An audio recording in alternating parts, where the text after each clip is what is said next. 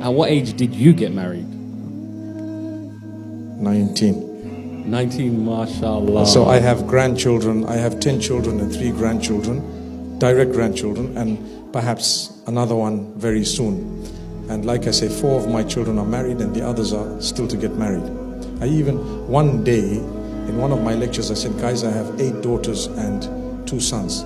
So all the boys better be in good behavior because we're watching you. Mashallah, mashallah. Incentive if ever there was one. Can I say something, mate? Of course, yeah. Spoken like a true man practices what he preaches. MashaAllah. Yeah, exactly. 19 years old. Alhamdulillah. 19. You know, I think today, 19, we consider it, people are still children.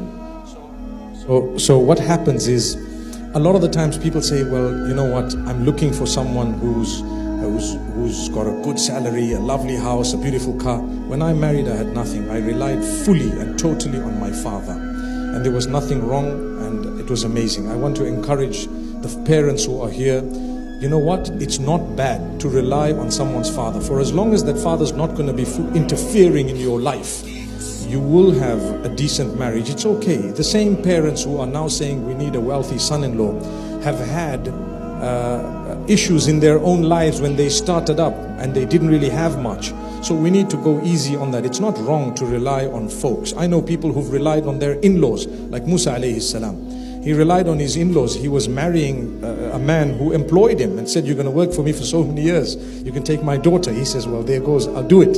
So it's not wrong. Today, because we're living on, social media, we're comparing our lives to the lives of people we think exist, but they're just showing you a life that they're not actually living.